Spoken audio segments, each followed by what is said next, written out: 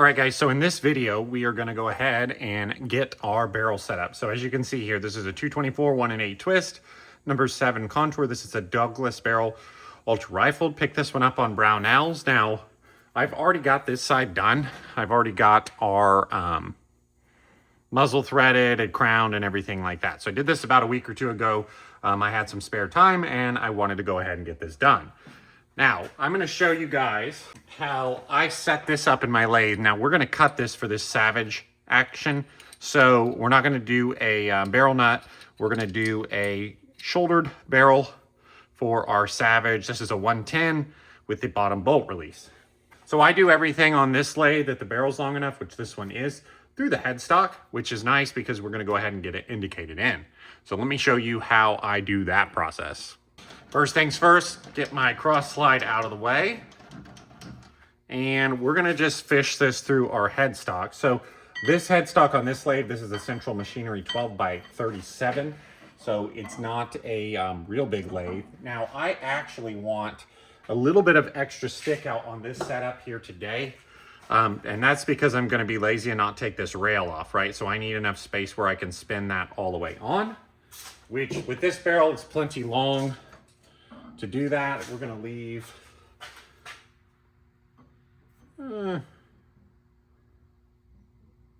actually, math's not math in here. We're going to have about 0.86 tin in there. So we're actually going to have to leave this stuck out a little bit more. So I'm going to move this so we still should have plenty of space there. Now, again, this is just me being lazy. I could take the rail off, but I don't want to. It's Loctited on. So we're just going to take kind of a rough measurement with our caliper. Like I said, our tenon's going to be about 0.886. So just to make sure we have enough space there, yeah, we're going to clear when we spin this on. Now, what I've kind of found helpful to get me relatively close is to use a live center or a dead center, it wouldn't matter, in the end, a little closer there, just to get us relatively close to start.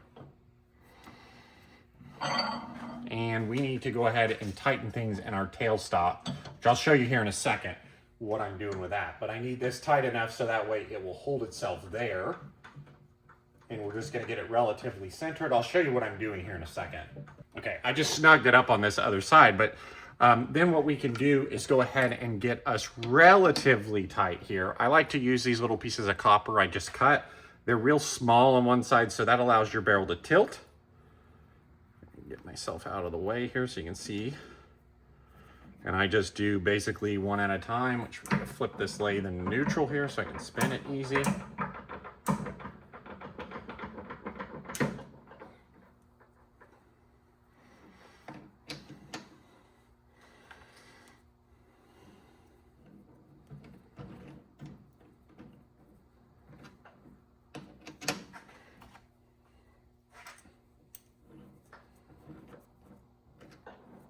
And I'm just lightly snugging these up. We're gonna go ahead and get this indicated here in a little bit. But right now, I just want it to hold so I can get the backside relatively close. Because if we just toss a quick indicator on here, we should at least be what I would call relatively close, meaning not, you know, way out of alignment. We're just getting a real rough alignment here. So if we just pop that on there, right, just a really rough, let's see, can you guys see it? Right, we have about 10 thousandths of run out just with that really, really rough pass. Okay, so what we're looking at is my outboard side here. So as you can see, because we have that much stick out, we don't have that much space over on this side for my spider. Now, the good thing is I've already threaded this muzzle. I've already indicated this in, so I know that thread relief is concentric with the inside of the bore. So as we can see, we're not anywhere close right now, right?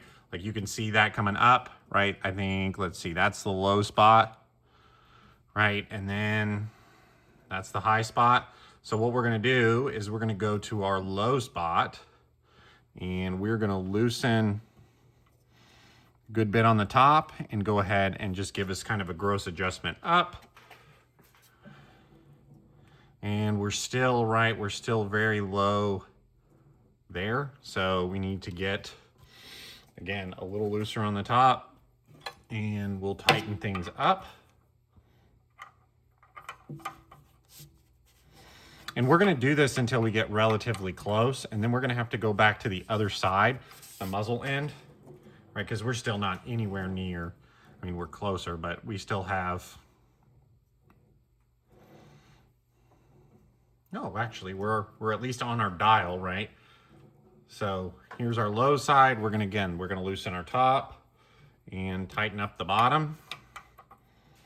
And again, we're gonna do this till we get relatively close. Now for me, it's a little awkward because I have the camera in there and I don't wanna bump it. But once we get close, we'll, actually, we got relatively close fairly quick, right? Because we have, what, about 10,000, 11,000, something like that. So we'll just keep working that way in. So our other option, right, is to tighten our top one to get our,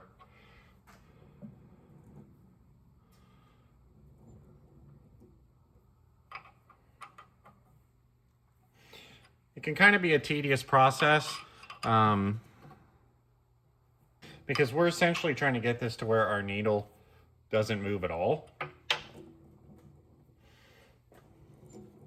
So we're still hitting the threads there a little bit. So let me fix, now that we're relatively close, fix the way our indicator's sitting on there so we can get more of a smooth. Okay, so now that we're relatively close, I'm gonna go get a little bit better indicator here.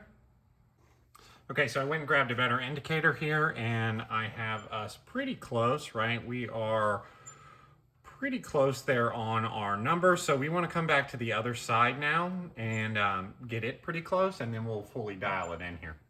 All right, so we still have our big indicator on here. We'll go ahead and get this close.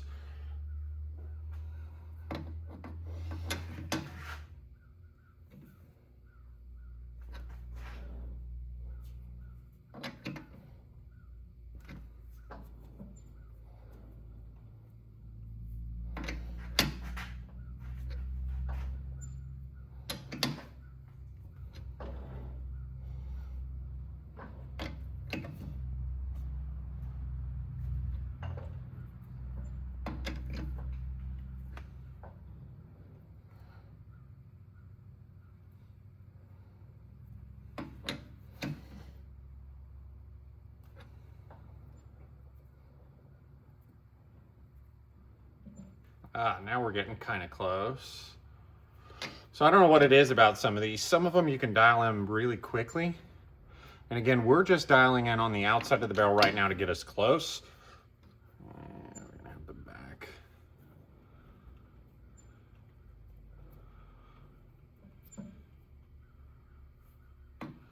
Because if you go inside of the barrel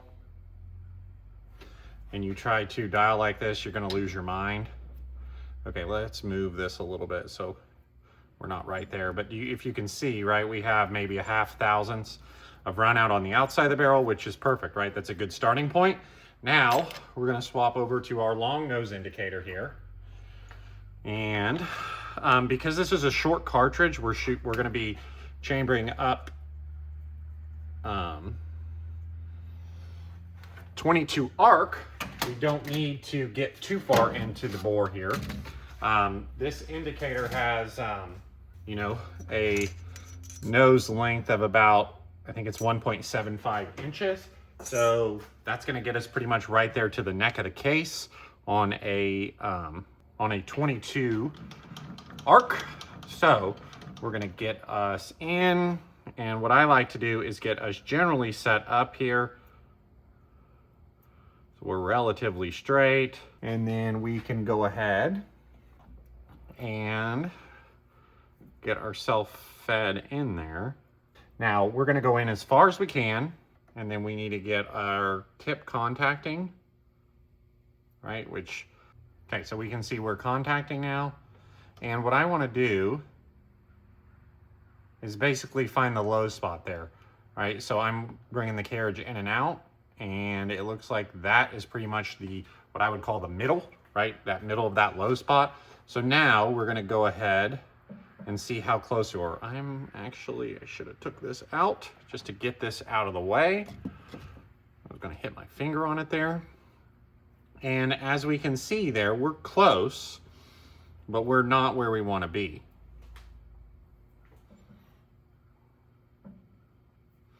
So you can see we're bouncing off the lands and the grooves. So our low spot is probably there, right? So if that's our lowest spot, we need to bring that up, which means we need to loosen this one, I believe, which is good math. Now, I actually like to indicate by tightening, so I'm actually gonna find our highest spot, which that got us really close. So that's why I like to go ahead and dial in on the outside, because it can get you quite close. So we're bouncing just over the 5. So that's kind of our high spot there, right? We're a half thou over 5. So let's put that down a little bit. Should get us close. And we're bouncing under 5, above 5, above 5. So we'll pick that highest spot, which is about there, which is kind of in between our 4-jaw chuck. Let's see how that got us. We're still a little off. I think that's our highest spot there.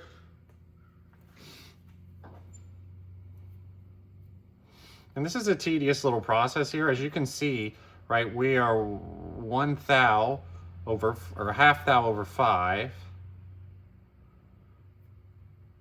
Same thing there, same thing there, same thing there.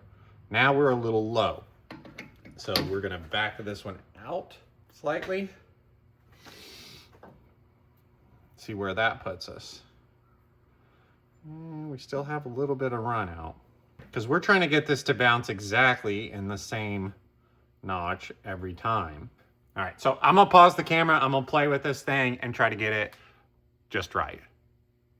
All right, so as you can see, I went ahead and did the bulk of the turning here while we were close. That's just gonna mean we could take deeper passes without trying to knock this off. We now have this about as close as it's gonna get. We're landing on that 5,000th mark every time on our dial indicator.